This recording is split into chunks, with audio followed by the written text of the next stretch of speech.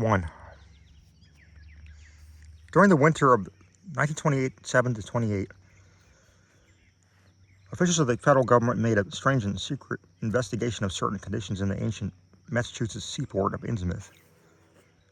The public first learned of it in February when a vast series of raids and arrests occurred, followed by a deliberate burning and dynamiting under suitable precautions of an enormous number of crumbling, worm-eaten, and supposedly empty houses along the abandoned waterfront. Uninquiring souls let this occurrence pass as one of the major clashes in the spasmodic war on liquor. Keener news followers, however, wondered at the prodigious numbers of arrests, the abnormally large force of men used in making them, the secrecy surrounding the disposal of the prisoners. No trials or even the definite charges were reported, nor were any of the captives seen thereafter in the regular jails of the nation. There were vague statements about disease and concentration camps and later about dispersal in various naval and military prisons, but nothing positive ever developed. Innsmouth itself was left almost depopulated, and is even now only beginning to show signs of a sluggishly revived existence. Complaints from many liberal organizations were met with long confidential discussions, and representatives were taking on trips to certain camps and prisons. As a result, these societies became surprisingly passive and reticent. Newspaper men were hard to manage, but seemed largely to cooperate with the government in the end. Only one paper or tabloid, always discounted because of its wild policy, mentioned a deep-diving submarine that discharged torpedoes downward in the marine abyss just beyond Devil Reef.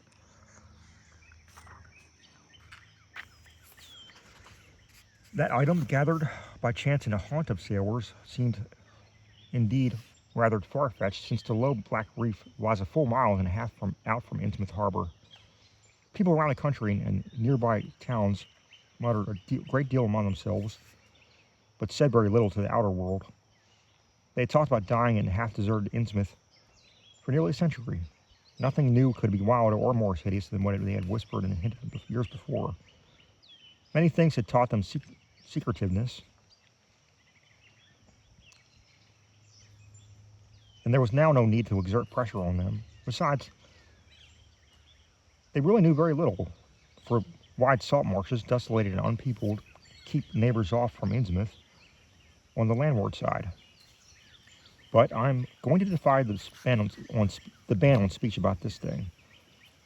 Results, I am certain, are so thorough that no public harm, save a shock or repulsion, could ever accrue from a hinting of what was found by those horrified raiders at Innsmouth. Besides, what was found might possibly have more than one explanation.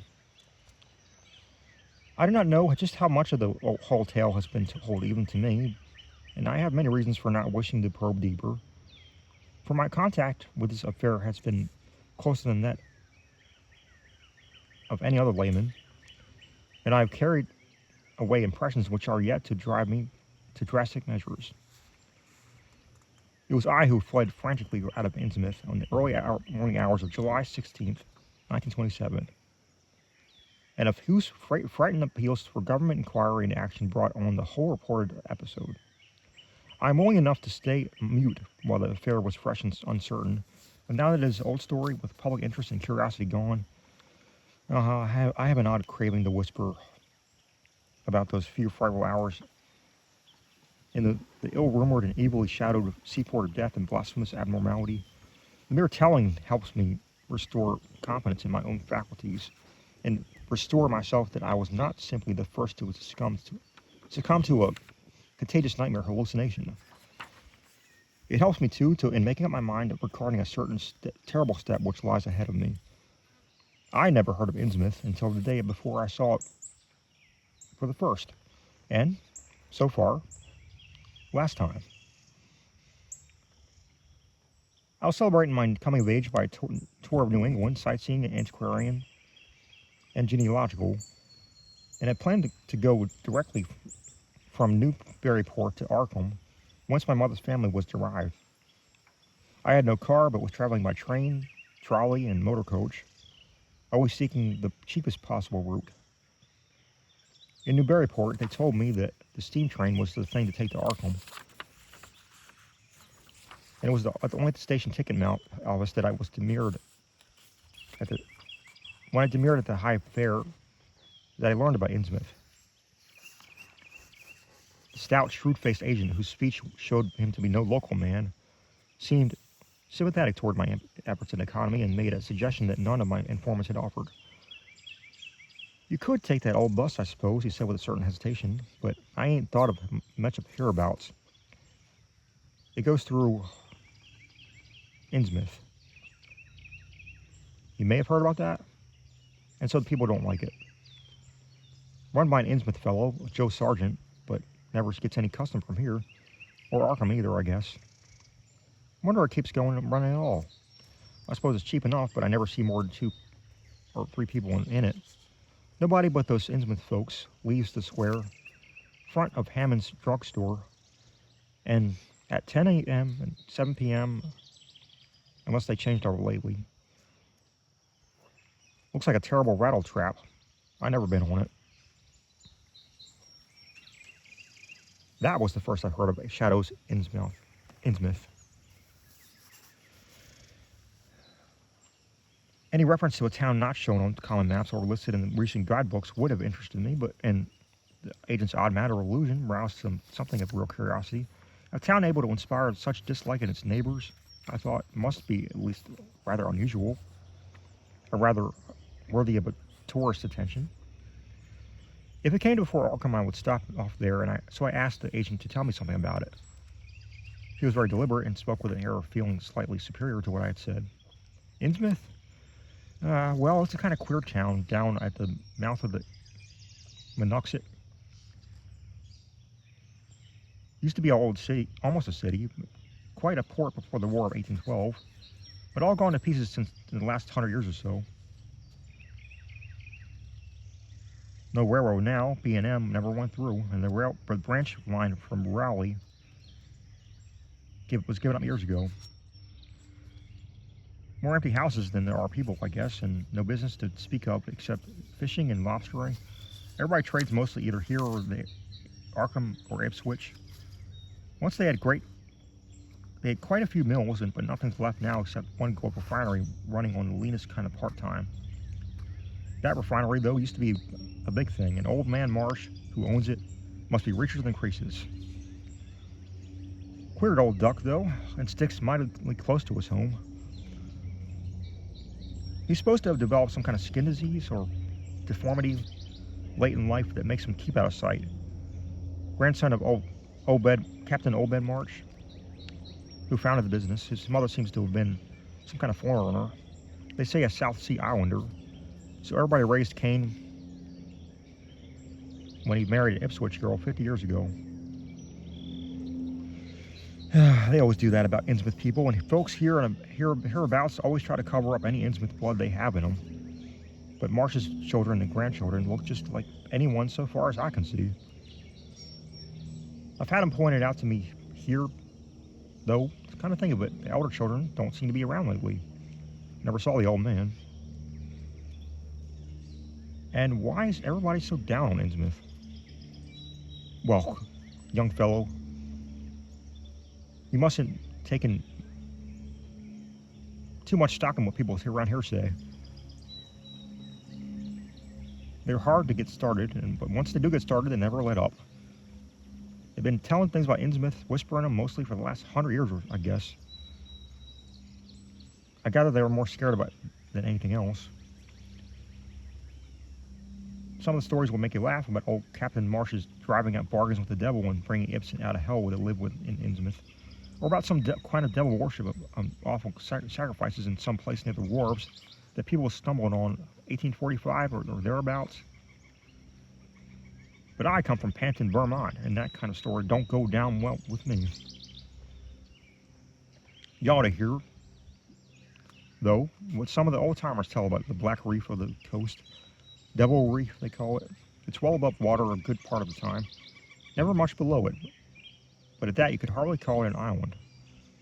The story is that a whole legion of devils is seen sometimes on that reef. sprawled about or darting in and out of some caves, kind of caves near the top.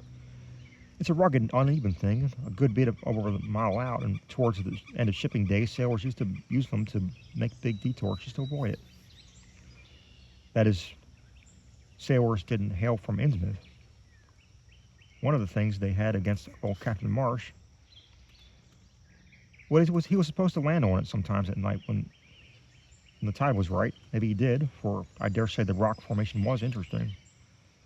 And it's barely possible that he was looking for a pirate loot or maybe finding it. And there was talk of his dealing with demons there. Fact is, I guess on the whole, it really was the captain that gave the bad reputation to the reef. That was before the big epidemic of 1846, when over half of the folks in Innsmouth was carried off. Never did quite figure out what the trouble was, but they figured it was probably some kind of foreign kind of disease brought from China or somewhere by the shipping. It surely was bad enough, but there were riots all over, but sort of ghastly doings that I don't ever believe ever got outside of town. And it left the place in awful shape. It never came back. There can't be more than 300 and 400 people living there now. But the real thing behind the way folks feel is simply race prejudice. And I don't say I'm blaming those that hold it. I hate those Innsmouth folks myself, and I wouldn't care to go to their town. I suppose you know that I can see you're a Westerner by your talk. What a lot of our New England ships used to have to do with queer ports in Africa, Asia, the South Seas, and everywhere else, and what queer kinds of people that sometimes brought back with them. You probably heard about it from a sailor man who came home with a Chinese wife, and maybe you know there's still some bunch of Fiji Islanders somewhere around Cape Cod. Well, there must be something like that about back of the Innsmouth people. The place always was badly cut off from the rest of the country by marshes and creeks. And we can't be sure about the ins and outs of the matter, but it's pretty clear that old Captain Marsh must have brought home some odd specimens when he had all three of his ships in commission back in the 20s and 30s. There certainly is a strange kind of streak in the Innsmouth folk today. I don't know how to explain it, but sort of makes you crawl. You'll notice a little in Sergeant if you take his bus. Some of them have queer narrow heads like flat noses and bulgy staring eyes that never seem to shut. And their skin ain't quite right. Rough and scabby, and the sides of their necks are all shriveled or creased up. Get bald too, very young. The older folks look like the worst. Fact is, I don't believe I ever seen a very young old chap of that kind. I guess they must die of looking in the glass. Animals hate them. They used to have lots of horse trouble before autos came in. Nobody around here or in Arkham or Ipswich will have anything to do with them. And they act kind of offish themselves when they come to town or when anyone tries to fish on their grounds. Queer how fish are always thick off Innsmouth Harbor when there ain't anyone else around. But just try to fish there yourself and see how the folks chase you off. Those people used to come around here around on the railroad, balking and taking the train at Rowley after the branch was dropped. But now they use that bus. Yes, there's a hotel in Innsmouth called the Gilman House, but I don't believe it can amount to much. I wouldn't advise you try it. Better to stay over here and take the 10 o'clock bus tomorrow morning. Then you can get an evening bus there for Arkham at 8 o'clock. There was a factory inspector who stopped at the Gilman a couple years ago, and he had a couple unpleasant hints about the place. Seems to get a queer crowd there, for this fellow heard voices in the other rooms, though most of them were empty. That gave him the shivers. It was foreign talk, he thought, but he said the bad thing about it was that it was the kind of voice that sometimes spoke. It sounded so unnatural, slopping-like, that he said he didn't dare undress and go to sleep. Just waited up and lit out the first thing in the morning. The talk went on most all night. This fellow, Casey his name was, had a lot to say about how the Innsmouth folks, watched him and seemed kind of on guard. He found the Marsh refinery a queer place. It's in an old mill on the lower falls of the Monuxet. What he said tallied up with what I heard. Books in bad shape and no clear account of any kind of dealings. It always been a kind of mystery where the Martians get their gold they refine. They never seemed to do much buying in that line, but years ago they shipped out an enormous line of ingots. Used to be talk of a queer foreign kind of jewelry that sailors and refinery men sometimes sold on the sly, or that was seen once or twice on some of the marsh folk, women folks. People allowed maybe old Captain Obed traded for it in some heathen port, especially since he was always ordering some stacks of glass beads and trinkets such as seafaring men used to get it for native trade. Others thought it and still think he found an old pirate cache out on Devil's Reef. But here's a funny thing. The old captain's been dead these 60 years, and there ain't been a good-sized ship out on this place since the Civil War. But just the same, the Marshes keep on buying a few of those native trade things, mostly glass and rubber gewgaws, they tell me. Maybe the Innsmouth folks like them to look at themselves. God knows they've gotten to be about as bad as the South Sea cannibals and Guinea savages. That plague of 46 must have taken off the best blood of the place. Anyway, they're a doubtful lot now, and the Marshes and other rich folks are as bad as any. As I told you, there probably ain't more than 400 people in the whole town, and in spite of the streets they say there are. I guess they're what they call white trash down south, lawless and sly and full of secret doings. They get a lot of fish and lobsters and do exporting by truck. Queer how the fish swarm right there and nowhere else. Nobody can keep track of these people. And state school officials and census men have a devil all the time. You can bet that prying strangers ain't welcome around Innsmouth. I've heard personally of more than one business of government men that disappeared there, and there's loose talk of one who went crazy and is out of Danvers now. They must have fixed up some awful scare for that fellow. That's why I wouldn't go out at night if I was you. I've never been there and have no wish to go, but I guess a daytime trip couldn't hurt you. Even though the people hereabouts will advise you not to make it. If you're just sightseeing and looking for old-time stuff, Innsmouth ought to be quite a place for you.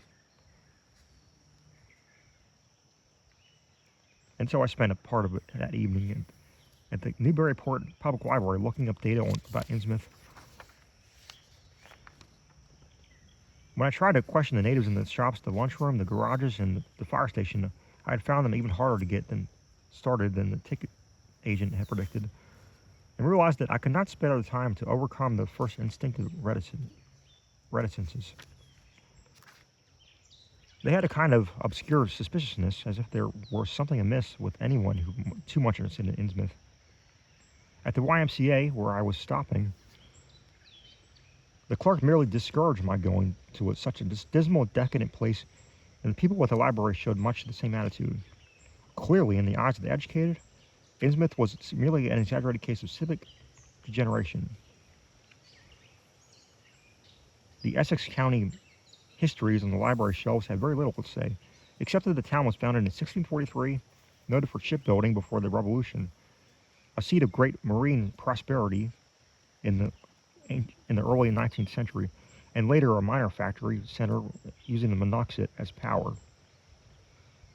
The epidemic and riots of 1846 were sparsely very treated, as if they formed a discredit to the county.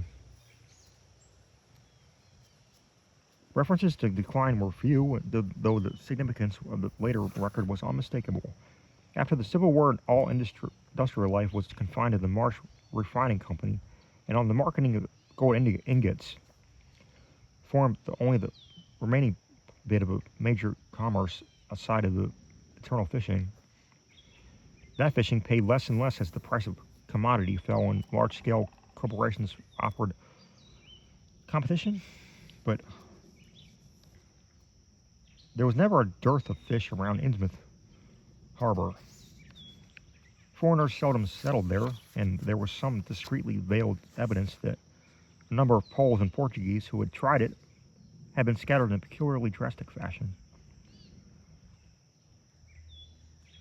Most interesting of all was a glancing reference to the strange jewelry vaguely associated with Innsmouth.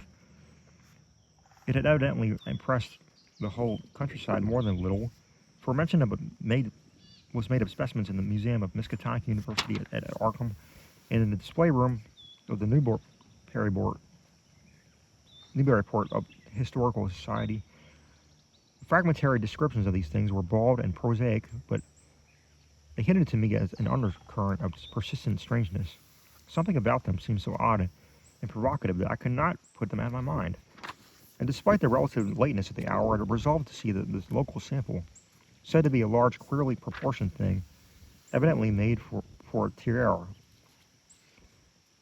if it could be possibly arranged. The librarian gave me a note of introduction to the curator of the society, a Miss Anna Tilton, who lived nearby, and after a brief explanation, the ancient gentlewoman was kind enough to pilot me into the closed building, since the hour was not outrageously late. The collection was a notable one, indeed, but in my present mood, I had eyes for nothing but the bizarre object which glistened in the corner cupboard under the electric lights. It took no excessive sensitiveness to beauty to make me literally gasp at the strange, unearthly splendor of the alien, opulent fantasy that rested there on a purple belted cushion. Even now I can hardly describe what I saw, though it was clear enough a sort of tiara, as the description had said. It was tall in front, and with a very large and curiously irregular periphery, as if designed for a head almost freakishly elliptical outline. The material seemed to be predominantly gold, though a weird lighter lustrousness hinted at some strange alloy, with an equally beautiful and scarcely identifiable metal. Its condition was almost perfect, and one could have spent hours in studying striking and puzzlingly untraditional designs, some simply geometrical and some plainly marine, chased or molded in high relief on its surface with a craftsmanship of incredible skill and grace. The longer I looked, the more the thing that fascinated me. And in this fascination, there was a kind of curiously disturbing element, hardly to be classified or accounted for. At first I decided that it was the queer, otherworldly quality of the art which had made me uneasy. All other art objects I'd ever seen either belonged to some known racial or national stream, or else was consciously modernistic defiances of every recognized stream. This tiara was neither. It was modernistic. It clearly belonged to some settled technique of infinite maturity and perfection, yet that technique was utterly remote from any Eastern or Western, or ancient or modern, which I'd ever heard or seen exemplified. It was as if the workmanship was that of another planet. However, I soon saw that my uneasiness had a second and perhaps equally potent source residing in the pictorial and mathematical suggestions of the strange designs. The patterns all hinted of remote secrets and of unimaginable abysses in time and space, and the monotonously aquatic nature of the reliefs became almost sinister. Among these reliefs were fabulous monsters of abhorrent grotesqueness and malignity, half ichthytic and half batrachian in suggestion, which one could not dissociate from a certain haunting and uncomfortable sense of pseudo-memory, as if they called up some image from deep cells and tissues whose retentive functions are wholly primal and awesomely ancestral. At times I fancied that every contour of these blasphemous fish frogs was overflowing and with the ultimate quintessence of unknown and inhuman evil. An odd contrast to the tiara's aspect was its brief and prosy history as related by Miss Tilton. It had been pawned for a ridiculous sum at a shop in State Street in 1873 by a drunken Innsmouth man shortly after they were killed in a brawl. The society had acquired it directly from the pawnbroker, at once giving it a display worthy of its quality.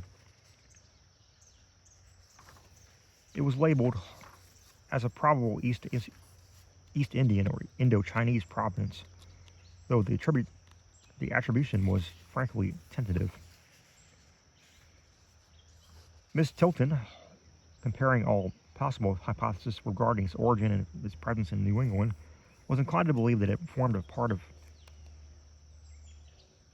some exotic pirate horde discovered by old Captain Obed March.